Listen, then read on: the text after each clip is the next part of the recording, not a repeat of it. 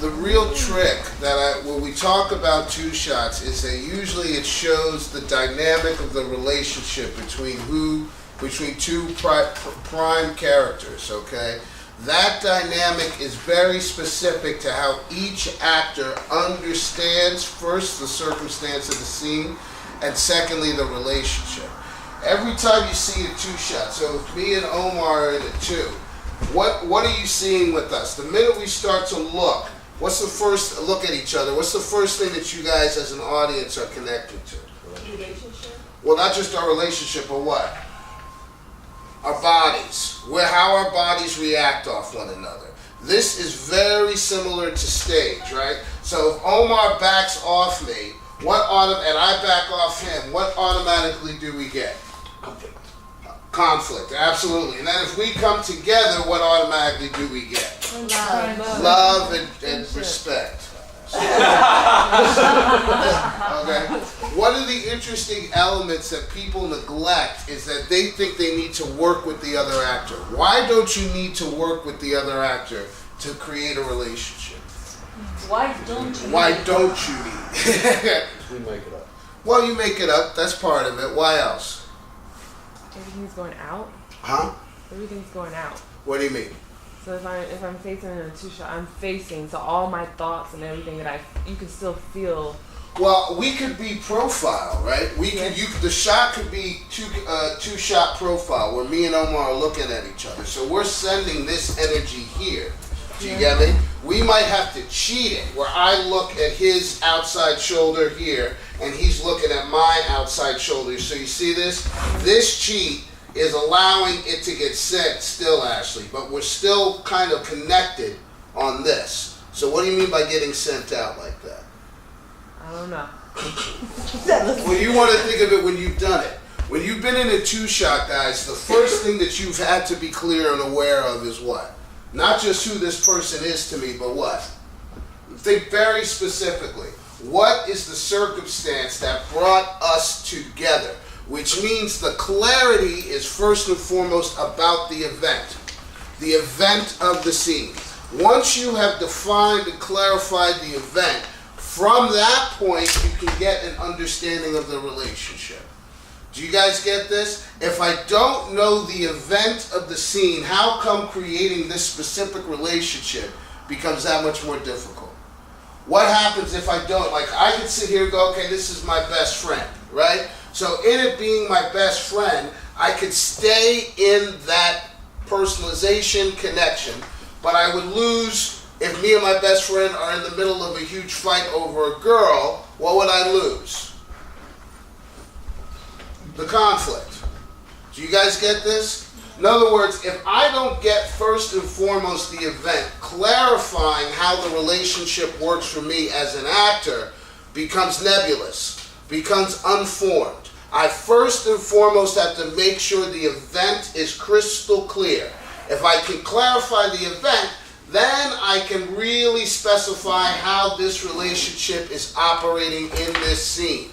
Because relationships do not maintain a flat line. They go up and down based on the nature of the story, right? So at first, this might have been a best friend, but now we're in a serious conflict. So how this relationship operates for me can shift, can alter, can change. But I have to be specific about the event first, okay? Then after I get the event, I can clarify how this relationship operates in this event. Then I can clarify what I want, okay? But I first and foremost have to get an event for a two shot. And I tell this to people all the time. The best two shots that you see, like everyone remembers Reservoir Dogs, where Michael Madsen is cutting off that guy's ear. Right? Now what's great about what Michael is doing is that guy is a toy. It's a plaything. Do you get me? So when he puts on the music and starts dancing over to him before he cuts his ear off, he's in joy. What's the joy about? You guys ever see Reservoir Dogs? Yeah. Oh, this is horrible. This is horrible. This is a classic fucking movie. The joy of having the power. Having the power over the cop. Do you get me? So if he sat there and played criminal, what could have he lost? Because he's not just a psychopath, right? He wasn't just playing, I'm crazy and I'm going to cut this guy's ear off. He was playing what? What was he playing? The fun of the power, the joy of the power. And that led to him making these funny, crazy choices about how he was going to maim this guy. But he had to first clarify this event. I got you here alone. There's nothing you can do. You're tied up and everyone's gone away. So now it's just you and me, kid. And in that you and me, I'm going to take advantage. I'm going to own you. Even if that means I maim you and have fun doing it. Do you guys get this? He had to first clarify the event. And for the guy who actually we know, Kirk Baltz, a wonderful actor, what was he playing? The guy who's sitting there freaking out, the cop. Not just a victim, but what? Help me. Helpless. Absolutely. Help me get out of this. You don't want to do this. And of course, the more that Kirk Baltz said he didn't want to do this, the more Michael Madsen felt the power. Again, clarified from the event. Do you guys get that? And that's how the nature of that relationship unfolded. It's what made that scene so much fun and so interesting and so horrifying all at the same time. Okay? But they both had to get clear of the event to see how the relationship evolved. So today, when you get your seeds, guys, you want to be very, very specific of what the nature of the event is, how the event evolves, how does that clarify the relationship, okay? Because relationship also allows you to get the moment-to-moment life and get you clear on how to respond and react to the person you're working with, okay? On television, you will never get an opportunity to rehearse with these actors who are series regulars if you're playing a series reoccurring. So you have to find a way when you read script to be that specific, because when you get on TV, you go and you shoot. Do you get me? You won't have time to be like, okay, well, what do you play? Well, I'm playing this. Okay, well, what do you play? Half these motherfuckers will look at you like, what the fuck? I don't have time for this. Do you get me? They just want to shoot. They got to shoot in 8 days. They got to shoot a whole episode in 8 days. They don't have the time to talk to you about acting in that moment. They are doing their job. Your job is to respond and react from what you created for the circumstance, the event, and the nature of how the relationship evolves. Is that clear? You sure? Okay. Guys, look, today the biggest thing is to not work with one another, okay? You will get partnered up, but you have to be so specific with text, so clear on what your character is responsible for, that you do not get caught trying to direct the scene, okay? A lot of the time when we read scenes, we go, oh shit, I'm playing with this other person, I better know what they're going to do. What am I going to say to that? Fuck that shit. Absolutely. I do not care what the other actor is doing. Once I'm on set, the other actor is the character. Whatever they do, I'm going to take in as character. I don't sit there and go, they didn't give me enough. They weren't feeding me enough. They were bad acting. I go, whatever they were doing is character. And if you look at any of the great actors, that's how they can work with shit actors. They don't sit there and go, oh, you're shit.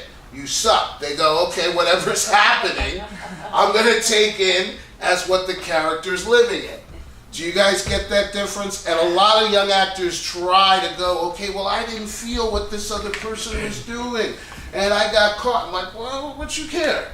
Whatever is happening then is now character life, okay? Because you're now on the actual job. Is that clear for everybody? Okay, who's new? Newbie, okay. So look guys, here's how it goes. We do a couple of drills. First is an imagination drill called eyeline drill. Always you want to know, for film, eyeline and imaginate what you see, the audience sees. So we drill. Omar gives you 2 to 3 things to look at facing the wall. You want to look at it and have your imagination be so specific that it literally leads to some physical response, okay? The more that you invest in your imagination, the more what you see can have an impact moment to moment on you, okay? We do that for 2-3 different things. Then we do a tension and release drill where you squeeze every single part of your body, and then we release and we scream, "Fuck you, George." The only reason we're screaming "Fuck you, George" is because, fuck George. But it's also to release your voice.